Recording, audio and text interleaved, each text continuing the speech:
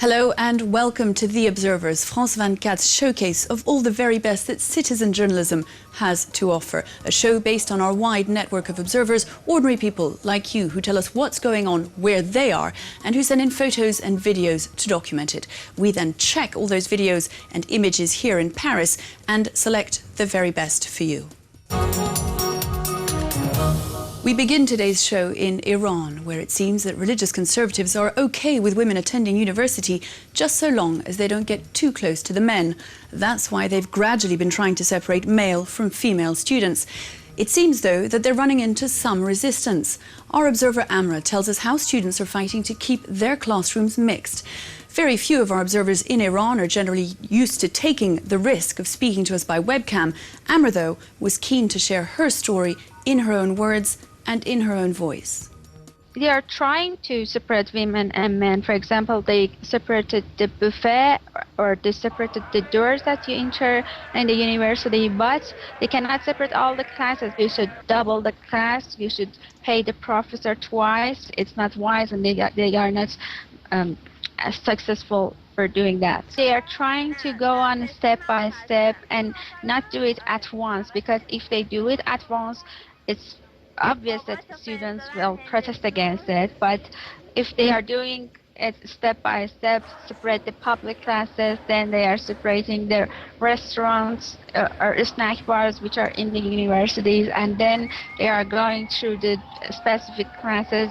They want to do it step by step, but students doesn't let them to do that. Well, Iran's religious conservatives aren't just worried about men and women attending the same classes. It seems that they're also worried about men and women skiing together. Here, Amra explains that they're concerned that men and women could engage in some flirting up on the slopes. Last week, I was in a ski slope, in the Zina ski slope nearby Tehran. They have separated the queues for boys and for girls. And they gave us some hints about our scarves or to cover your hairs or something. But I entered the piste alone without a boy beside me, and I skied all the day, and nothing happened seriously. They cannot separate women, and they were not successful to separate women and men in university or in the working places. No, they've never been successful for doing that. Especially in the ski piste, they need to have lots of places there to prevent boys and girls to be in touch with each other. And, you know, they need to have places in all the ski slopes to prevent boys and girls to be in contact with each other. And it's not possible for them.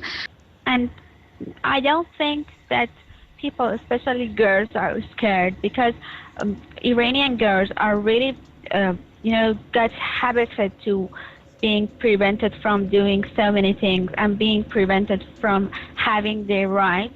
When they say that you need to stand in separate queues, they stand in separate queues. But they wait in the queue until that their partner arrive and they ride in the same cabin. It's time now for a look at some of the very best images sent in this week by our observers. First stop, the village of Ali in Bahrain, with a young man who goes by the pseudonym Mahmoud. The women you see in these images are stuck in a room during a funeral wake. The police tried to get them to leave the room by using tear gas on them. Several men, including Mahmoud, then tried to help. Mahmoud explains that the police tried to put an end to the funeral wake because the authorities are scared that such wakes can lead to anti-government protests. Protesters may have stopped flooding Pearl Square in Bahrain's capital. The unrest, though, continues, and the methods used by the police to quash it can be quite brutal.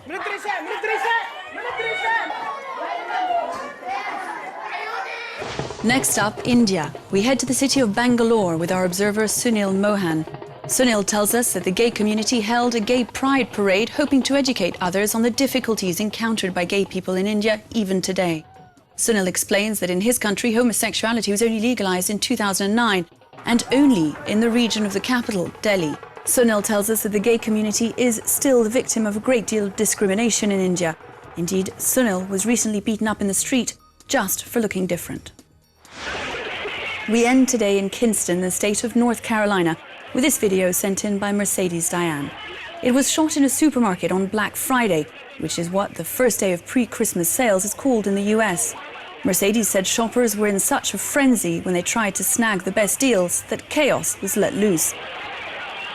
Police soon intervened and didn't hesitate to spray everyone with tear gas, using even stronger methods on the most unruly shoppers.